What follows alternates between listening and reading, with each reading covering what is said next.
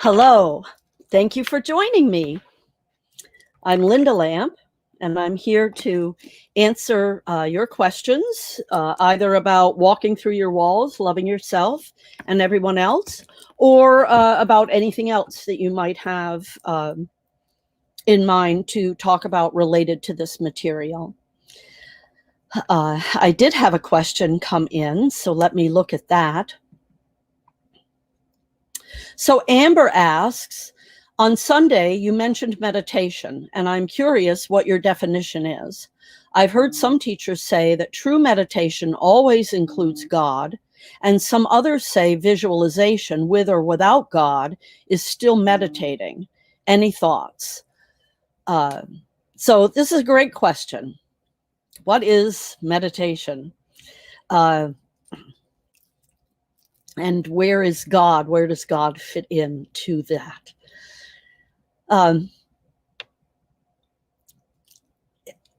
In a very real sense, God or the universe or whatever words we want to use to describe the energy that is everything, in a very real sense, God is in all of that.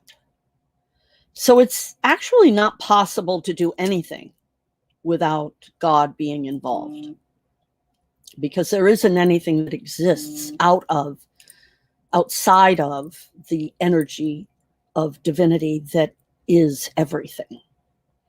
And so in that sense, God is always present. Now, in each of us individually, it's going to depend a little bit on our relationship with God, our individual relationship with divinity, as to where we picture God in our meditations. When you're doing, so there are different forms of meditation, and I guess the if I haven't made it clear, my answer would be that God is in all of them.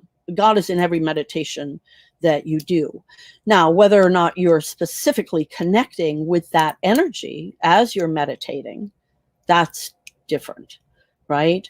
So when you're doing a visualization meditation, you're usually focused on processing. The point at some level for doing the visualization is to get somewhere and identify something and move through that energy that you find in that meditation, in the visualization. Hi, Gail. That's great. I'm so glad you're here. And welcome to all that are watching. I appreciate everyone that's here. So let me go back and read this question again. On Sunday, you mentioned meditation. I'm curious about your definition. I've heard some teachers say that true meditation always includes God, and others say visualization with or without God is still meditating. So yes, I would agree that any kind of a visualization, hi Amber, that any kind of visualization meditation that you're doing,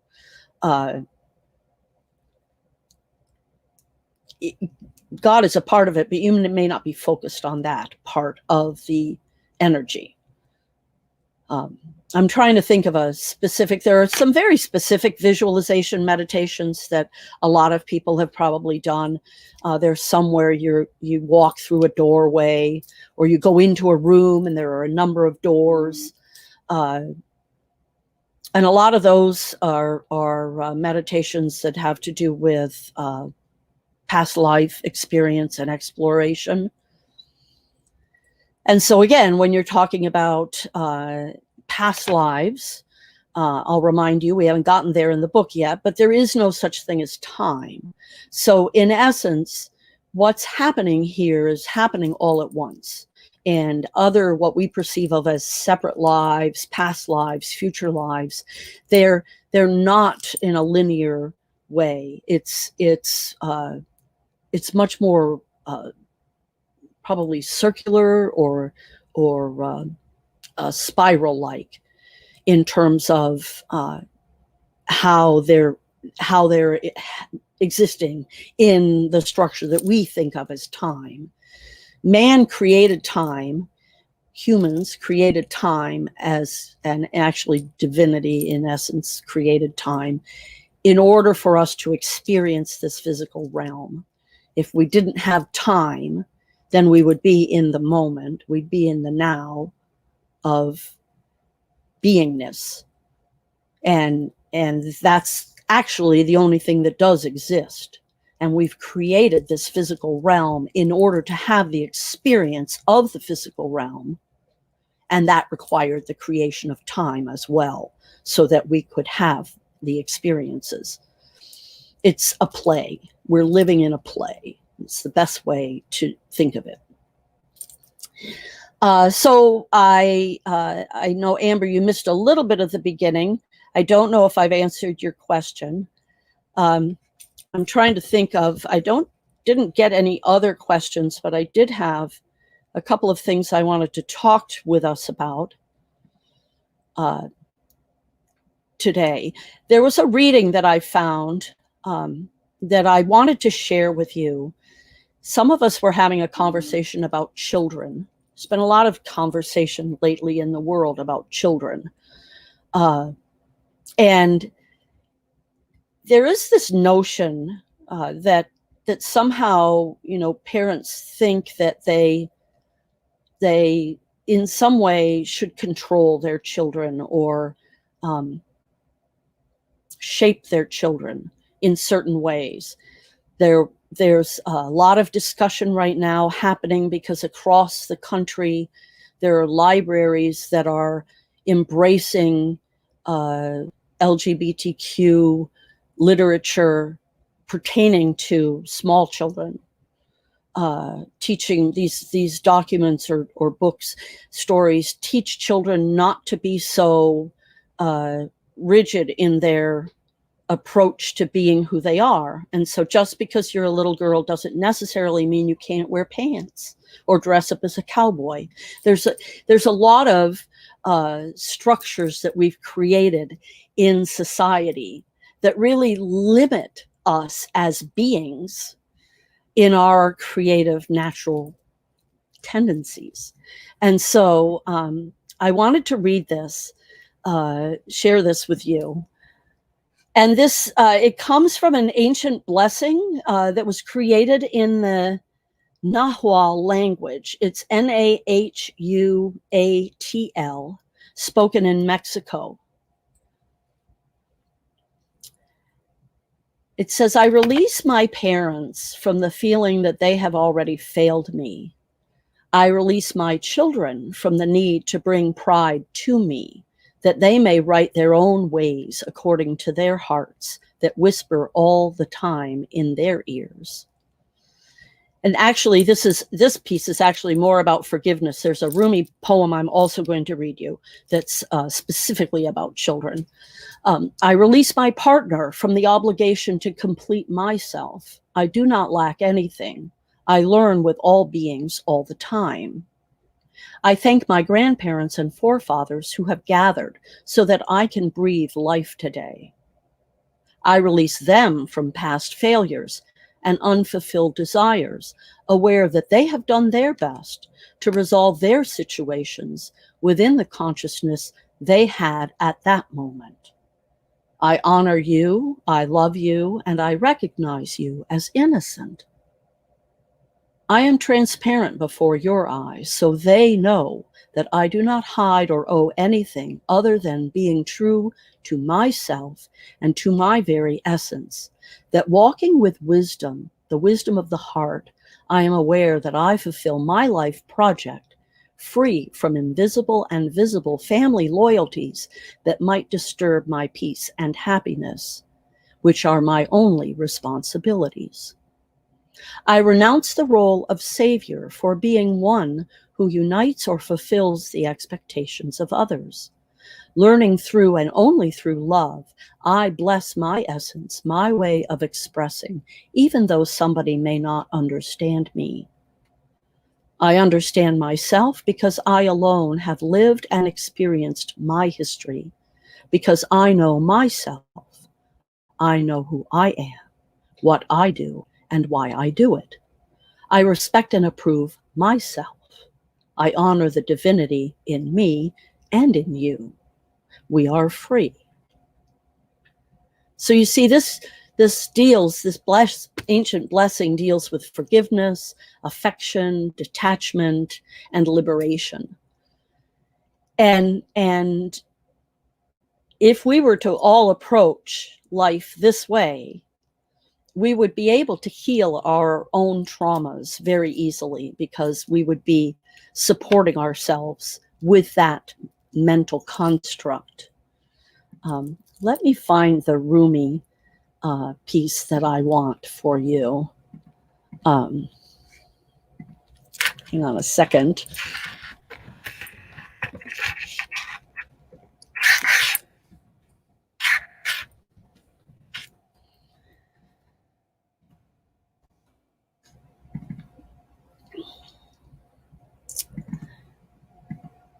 Okay, here we go.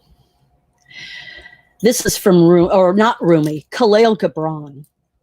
Your children are not your children. They are the sons and daughters of life's longing for itself.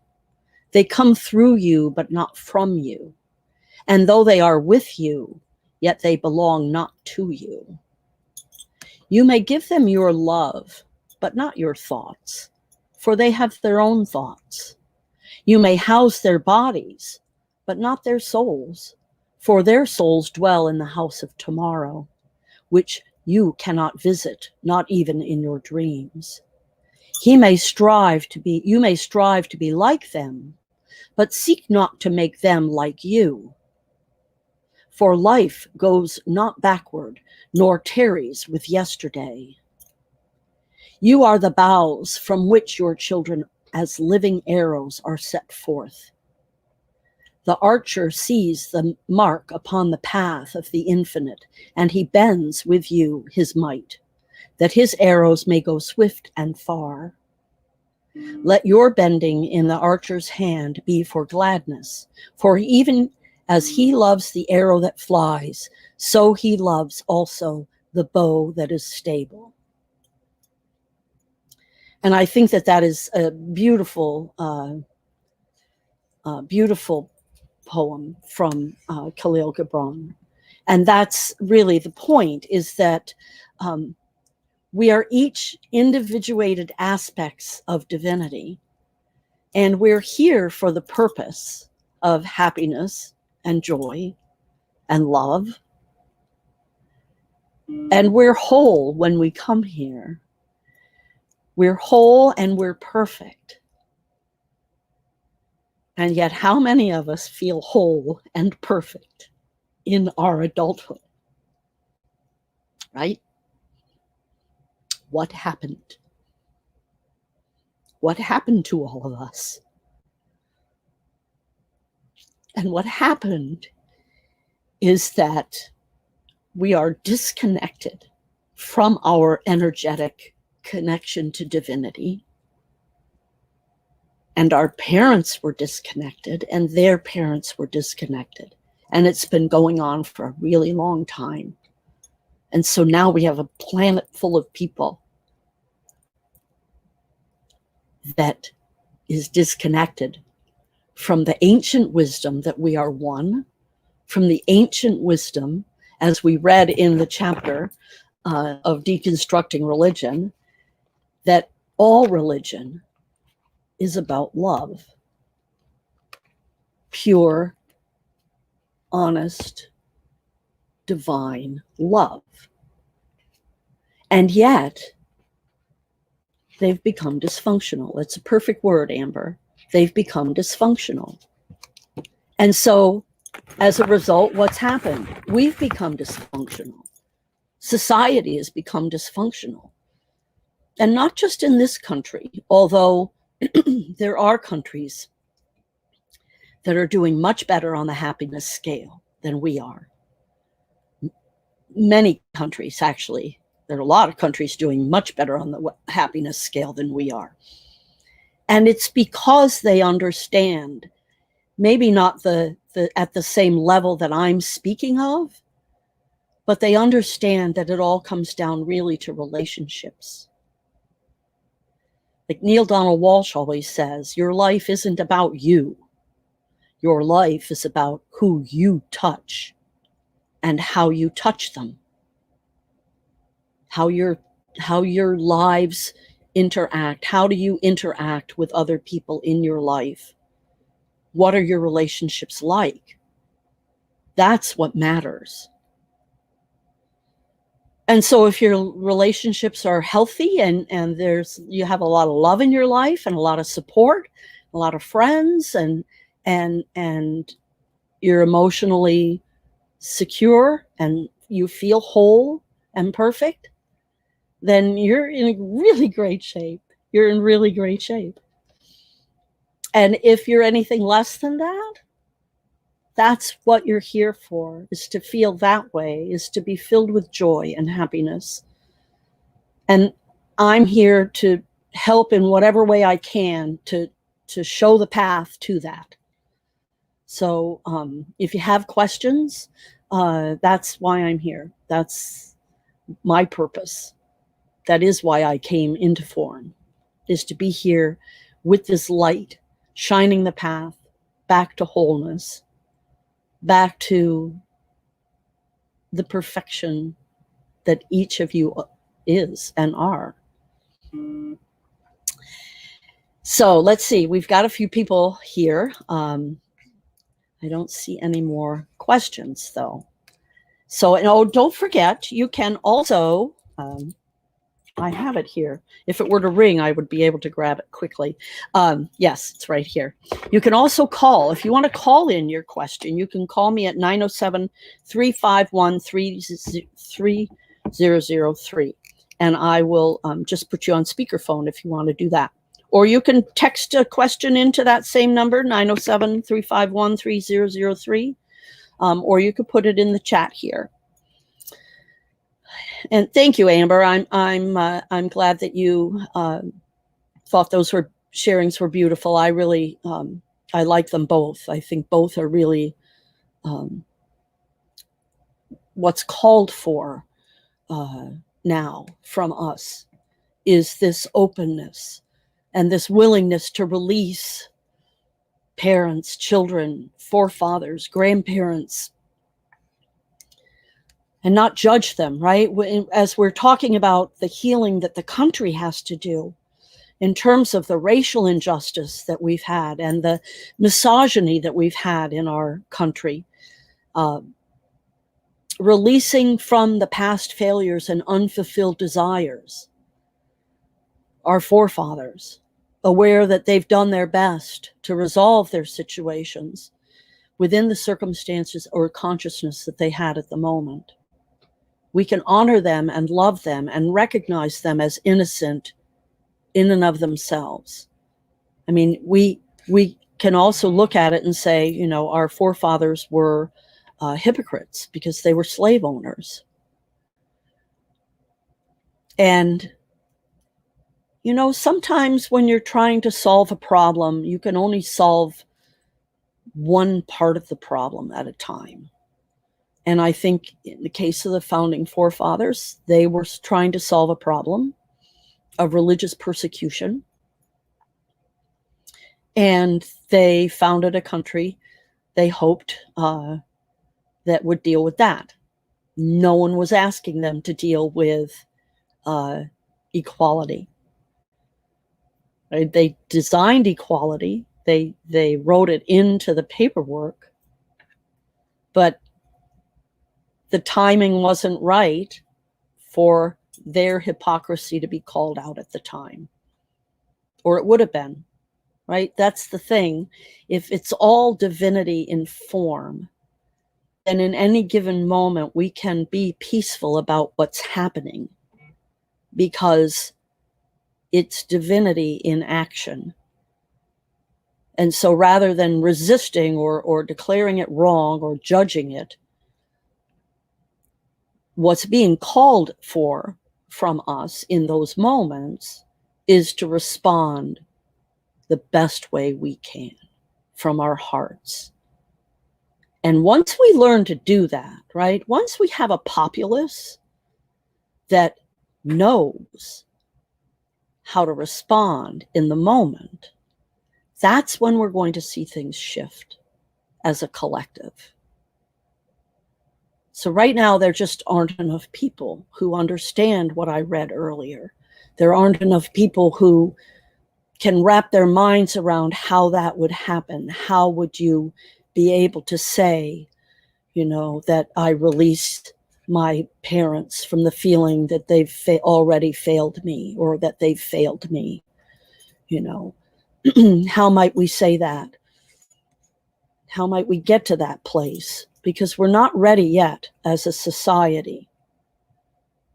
We're still throwing blame and judgment at each other. And so what is interesting is that the number of podcasts that are spiritually based, or that are more heart-based, those are on the rise. Everything's on the rise in that arena of spirituality, metaphysics, all of that stuff. And it has been for a number of years.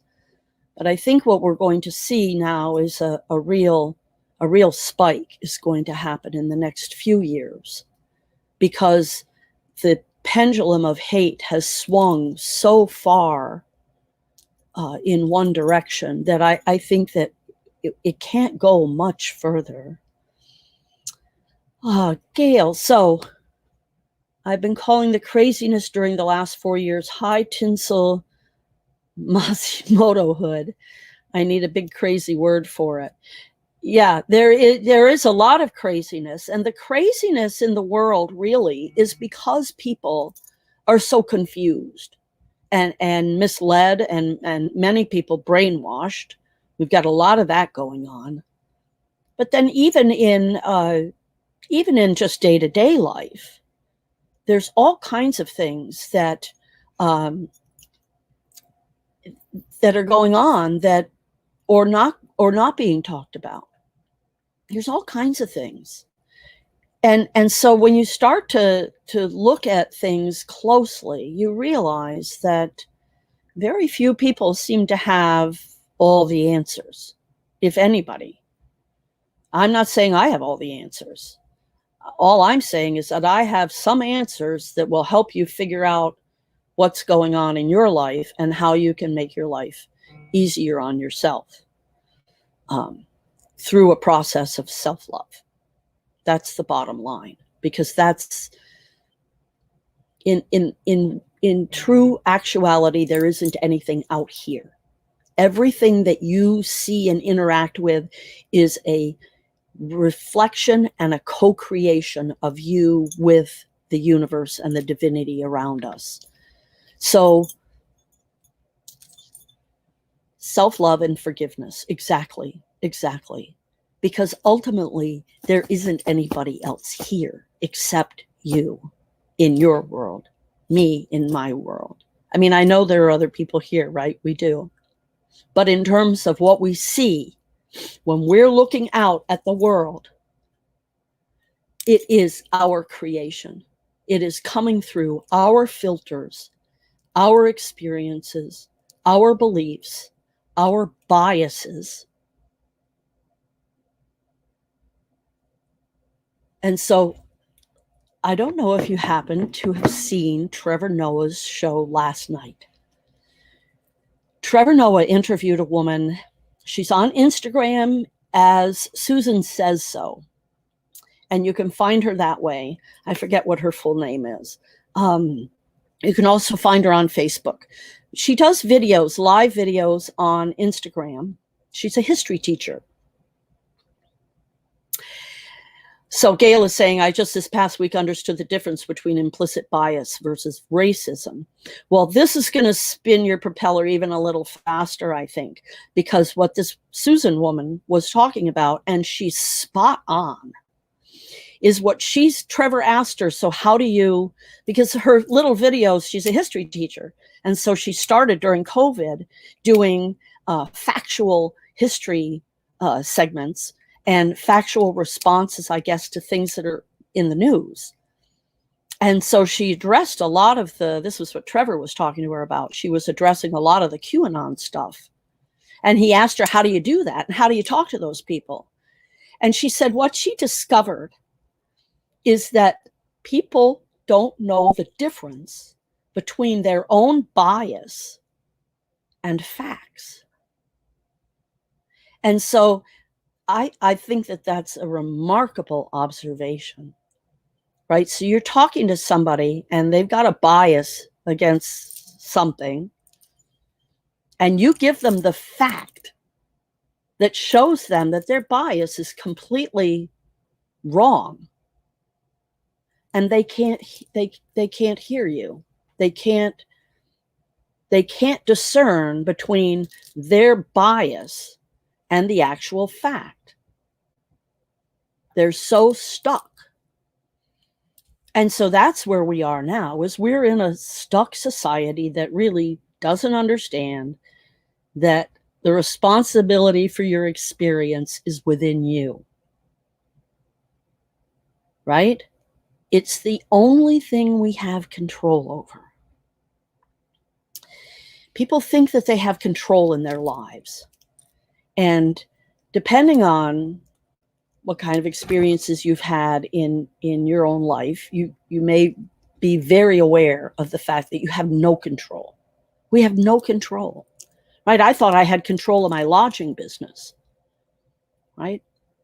What did I discover last year, along with millions of other lodging purveyors? Yeah, you have no control over your business, not a bit.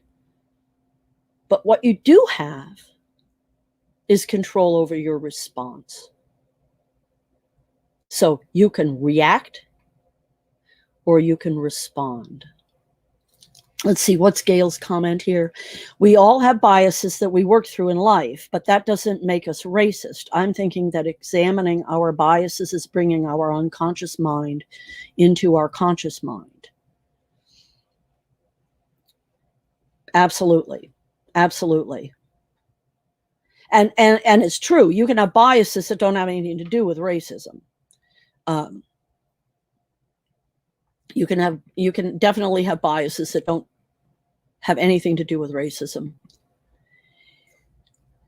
And in the end, I think what I was saying actually applies to all of it, right?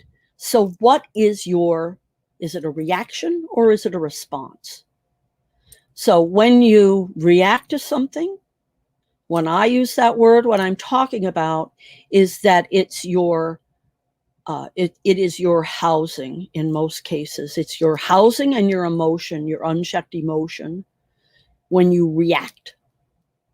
When you respond, you've taken time to consider before you react. You respond. And that way, you're in control. The other way, it's really your body and your cells are in control. You aren't in control. And that's truly the only place where we have control. I'm a reactor, Amber says. And we all are initially, right? You don't learn how to you don't learn how to react. Reacting is the wiring. That's the housing. That's what's natural. When you learn how to respond, that's when you've taken control. That's when you've actually become embodied in yourself and you're present.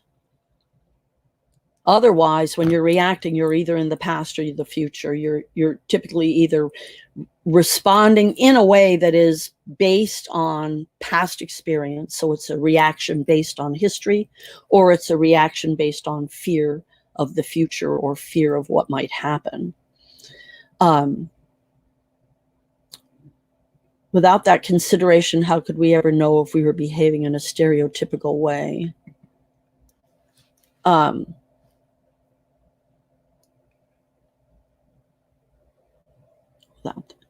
Right, exactly.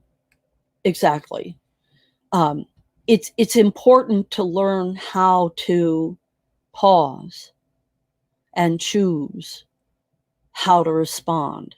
And it's not something we're not talking about something that's easy. Because first of all, our housing, okay, and she's clarified that is her question is related specifically to racism. So I'll talk about that in a minute. The housing is wired, as we've talked about in the past, and we'll talk about again, and we have to keep talking about it because it left unchecked is what's running your life. Your housing, if you're not taking control, is what's running your life. And your ego is the mechanism, the wiring part of it that is doing that. And it's wired, your ego is here to protect you and to take care of you and to make you survive in the physical world. It is the function of your housing to stay safe and to stay alive. And that's what it's trying to do. And so when someone, says something not nice to you or treats you in an unkind way, your wiring is going to want you to treat them the same way, right? Freeze, fight, or flight. You're either going to run away from it, you're going to freeze like a doe in the headlights, or you're going to fight with them. Those are the three wired responses. And so it takes being conscious in the moment to be able to say, okay, I'm not going to do any of those. I'm going to operate from my heart. I'm not going to be afraid. I'm going to take a deep breath because what you said really upset me, but I'm not going to lash back out at you because anything that I'm doing is a reflection of me. So it doesn't matter what the other person did. At the point where you're choosing to respond, it's a reflection of you, not of them, and not of what they said or did. It's you in that moment. And that's where people get all tripped up because they think that, oh, because he did that, I'm going to do this, and it justifies it. But it doesn't, because now you're not in control of you. You're just acting in a wired way. We tend not to be in a place of self-love when we're operating in a wired way. And the reason that self-love is so important is that without self-love, you really can't and don't love anything else. You think you do. But if there technically isn't anything else out here, then if you, and you're not loving this, then what is that you're having and where are you placing it? Okay, now let's go back to Gail's question. Without that consideration, how would we ever know if we were behaving in a stereotypical way and with regard to racism? And then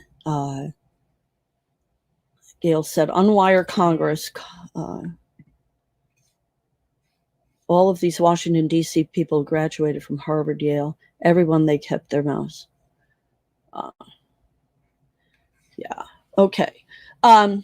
So racism, let's talk about racism specifically, and I am not a scholar of this at all. I think there are people watching that are better scholars about racism than I am. But if you have not read the book Caste by Isabella Wilkerson, I highly recommend it. I haven't finished it yet. And the reason I haven't finished it yet, some of you know me, they know I've been reading it for a long time. It is so painful. Some of the historical recollections that she recounts they're just so painful that it is very difficult to get through the material. So I only do a little bit at a time, but it's an excellent, you will learn so much about American history and where racism comes from, how it's manifested, how we've, hi Fazal, how it's manifested in our country, in our institutions, and permeated really our government, the institutions, all of it. So the question on the table is, I'm going to go back to, we all have biases that we work through, but that doesn't make us racist. So I'm thinking that examining our biases is bringing our unconscious mind to our conscious mind. Without that consideration, how would we ever know if we are behaving in a stereotypical way with regard to racism? So, yes, Jim Crow, as Gail points out, Jim Crow laws have been written into our current laws. Absolutely. Here's a fact. This may shock you. But as the Nazis were devising their various discrimination laws, they used America's laws as their template. So that's why it's such a charged conversation, because the people who founded this country owned slaves.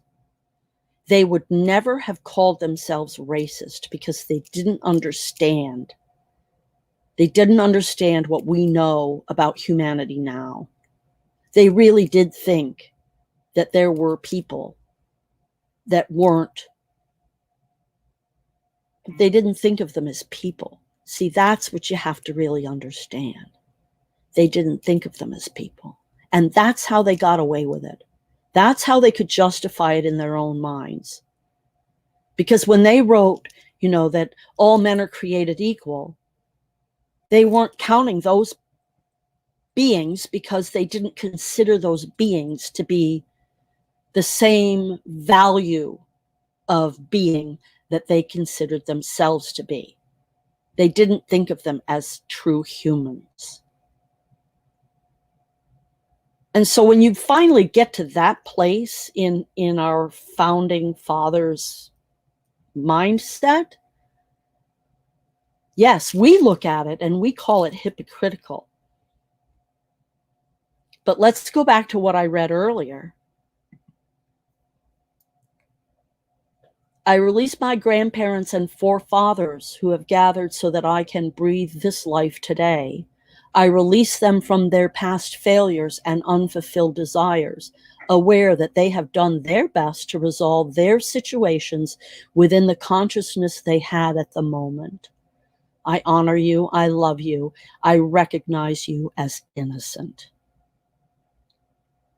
And I don't think that America's there or anywhere close to that yet, to really being able to say that, yes, our forefathers were innocent. They were as hypocritical as hell, but they were innocent, right? Because it's hypocrisy by today's standards. By the standards of when they were living, they weren't hypocrites. They would be so heartbroken to think that we think that of them. And they're probably very heartbroken about how things have gone, because I don't think they ever realized the ramifications of their own behavior when it came to slavery and slaves. But if they lived today with today's consciousness, this is why on Twitter, I have a Twitter account, and my display name is the Recreate USA Project, because we really need to recreate the USA with today's awakened mindset so that we can heal some of these things, heal some of our ancient wrongdoings, and make reconciliation so that we can move on as a united nation. Because our founding forefathers, they dreamt of the world that we're still dreaming of. They just didn't realize that they'd left a whole bunch of people out. It was an unintended consequence, right? There's all kinds of unintended consequences that we live with all the time, and nobody ever talks about them. We talk about racism, but we don't talk about it as an unintended consequence. But that's really what it was. So let's see. What do you think? Gail, Amber, you got anything else for me? Anybody else? Let me see if anybody's texted in any questions. Nope, I don't see any texts come in.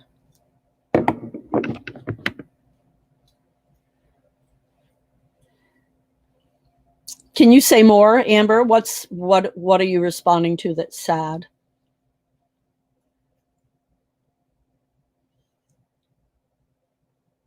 The unintended consequence of our racism. It is sad.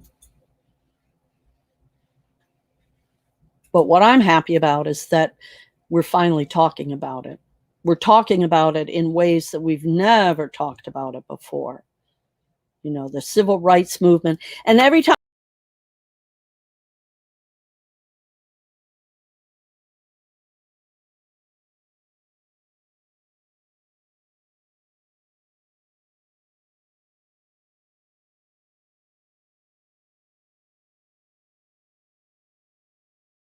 all right, here I am. Yes, not understanding that slaves were people. Yes, right. And that is the belief. That's where that came from. That's how white men have taken over other people. It's how that happened, was the belief that they were not human, that they were something less than human, subhuman. If you read the book Caste by Caste by Isabella Wilkerson, you'll discover that I think that was where I read it, but it may not have been. I may have read this somewhere else. But the food, like chitlins and all the kinds of food that you hear about that is Southern, what they call Southern soul cooking. What we should recognize is that it was the garbage from the slave masters. They didn't get real food. They got what was left. They got the garbage, and they made their meals from that. And so that's a perfect example of how you can see that obviously they were not treated in any way, shape, or form as equal beings. It is a tragedy in our history, and it is time for us all to come to a new place, come to a new recognition that we're all one. And so, you know, right up until this moment, like as I'm speaking, there is somebody in our country, probably more than one person, right, being mistreated right now, because of the color of their skin. They're having a job denied to them. They're being treated unfairly. They're being denied an apartment. They're who knows? It's a long list. It's a long list of the things that are built right into our country as ways to discriminate against people of color. So, coming back to how do we get out of that? The first thing we do is we come to a reckoning with ourselves. We come to know who we are individually, and we learn to love what we are. And once we love what we are, then we can turn to loving others. I had a psychology teacher. It was my first Psych 101, San Francisco State University, made the statement, you can't love somebody else until you love yourself. You can't give something else away that you don't have. So if you don't love yourself, then you don't love anyone else. Well, you have affection for them. You care for them. You may have compassion for them. But true love, if you're beating yourself up, if you have, if you're speaking badly to yourself, if you're not taking good care of yourself, you're not loving yourself. You can't possibly be giving love to another. So the whole thing shifts. Your whole entire experience of life will shift when you come to the realization of self-love. So Amber says that she has a Black friend who had to get out of Texas fast last year. Yes, I'm sure we all know people who suffer because of the color of their skin, and it's heartbreaking. It's absolutely heartbreaking. And it's only just now becoming a real conversation. So that's really good, because we are finally starting to talk about it. And so now we can heal, we can learn, and we can grow, and we can love, and we can heal.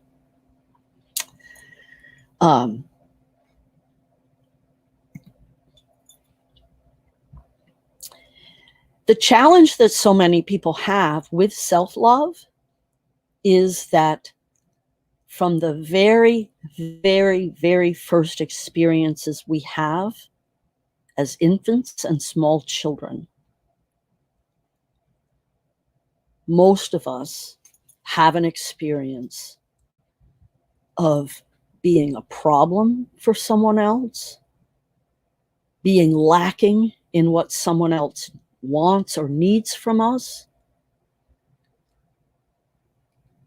And there's no one there telling us otherwise. That's where the breakdown happens. It happens in that first 5 or so years of life. If you ever spend any time around really little children, once they've become verbal, but before they've gone off to school or kindergarten, what you'll discover is that they have a whole world that they're living in that isn't anything like the world we're living in. They have all kinds of friends that we can't see. They have all kinds of conversations with beings and things that we can't see. They're connected still. They're still connected. In their innocence, they are still connected, and they still know. And yet what happens, because this 3D world is so dense and gravity is always pulling us, that it becomes very hard, even for them, as connected as they are, to stay connected, because they're receiving this bombardment of information that is contrary to the world they're experiencing. They're being told that there isn't anybody there that they're talking to. That's number one. Most kids who have invisible friends are told that there isn't anybody there. And so we start to question our own experience. At a very early age, we start to question who's right. And then when you have these big people towering over you, and physically quite often forcing you to do things, you really get very confused. And that connection that you have when you're still little starts to go away. And you start to second guess it. And the more you second guess it, then the more it goes away. We only see, and we'll get into this in the book at some point, but we only see with our eyes just a tiny fraction of what's really here. Like we're just so clueless about what's really happening in this third dimension. And as small children, we end up having so much of what we knew when we came here taken away or talked out of us. And so self-love starts with reconnecting with that being within you, that small child, And sometimes it takes work, like exercises, where you actually do go into a meditation and see yourself. Go find yourself as a small child. There's some training called the compassion key that I'm trained in. And it's a beautiful process because you take the individual back to the first time they felt this trauma, whatever it might be. Like I might have an event in this life right now at this age that upsets me in a deep way. And if I want to get to the bottom of it, the way to do that is to try to get to the child who had that feeling first, the child within me, the time in my life when that first happened. Because you see, that's what happens with us. We become this cumulative collection of our experiences. There's a term about dogs, gun shy. You know, if you have a dog and it's a hunting dog and it's gun shy, it's pretty much useless because that dog, if you're going to take it hunting, needs not to react that way to the noise of a gun. But that's because the dog over time, not necessarily over time, maybe it was just born that way and it didn't like noise. But most hunting dogs don't mind the noise. And it's built in. But if you're not able to sustain or react to that in a good way, you're going to remember that. And then the next time it happens, it's going to feel worse. And then the time after that, it's going to feel worse. And that's that cumulative. So the time you get, things start happening to you when you're little. And each time that happens, you feel worse and worse. And if it's something that were to continue, maybe this is the way your dad talks to you, or the way your mother talks to you, or the way a brother treats you, or a sister. Over time, that builds up, and you will build a defense to that. That's why it's called walking through your walls, because we'll put up a wall, and that protects us. It's an emotional wall, and it'll protect us. It also keeps us stuck, though. That's the key. It keeps us stuck. And so to do self-love, you have to be willing to go do the internal work. And you'll get resistance from your own body when you try to do that, because you're wired for comfort. And your body actually likes stasis. Your body and the housing and the wiring of your body doesn't like change. It likes stasis. And so when you start digging and trying to get to the bottom so that you don't react, you can respond in a moment, you're going to get resistance from your own self, because it represents change, and change is frightening. That's part of the collective experience. That's part of the housing's experience. The collective of us finds change frightening. What's going to happen? We don't know. If we had a trust that it's all divine, then maybe we would have more comfort in that. But because we don't, most of us, have the trust that everything is divine, we just resist. We just get stuck. So that's what it's all about, right? It's about peeling the layers away. It's about getting the walls broken down to the place where you love yourself. You love everything about yourself. You're gifted, you're whole, you're perfect. And even if you're physically in this world in a non-perfect way, you're still perfect, because you are divinity in form, and you came here for a reason. And that's perfection in and of itself, right? Just because you don't feel whole doesn't make you not whole. Just because you don't feel like you're connected to divinity doesn't mean you're not connected to divinity. You are. You're just not having that experience. And the way you'll have that experience is through self-love. So I have just a couple minutes left before we hit the hour. Thank you so much to everybody that's joined and that's been here. Some of you have stayed the whole time, I'm sure. Some have come and gone. Just a couple of reminders before we wrap up. I will read on Sundays from the book at the same time, and then we'll do the Q&A on Tuesdays. You can email questions at walkingthroughyourwalls.com with questions. Yes, we are as God created us. Absolutely. Absolutely. This is true. And yeah, we are as God created us. You can also, if you'd like to sign up for the newsletter, which I don't do very often, so don't worry, you're not going to get a whole lot of emails from me. You can go to lyndalamp.shop.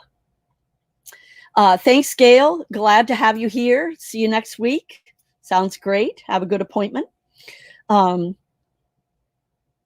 If you'd like copies of the book, you can get them there at lyndalamp.shop. You can also get paperbacks from Amazon. And what else am I forgetting to say?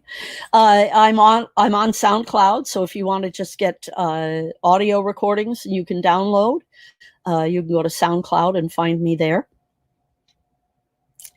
And I think I will go ahead and wrap up, unless anybody has any last comments or questions. Thank you, Amber, for being here. Thank you, Gail. Thank you to Fazil. Yeah, I love, hi, how are you? I can't normally answer those kinds of questions while we're doing this, because that's not what people are here for. All right, guys, I guess I'm going to go ahead and wrap up. I don't see any more questions coming in. We're almost hit the hour. And bye, Amber. Thanks again. And I hope to see you on Sunday or next week on Tuesday. Namaste. Much love.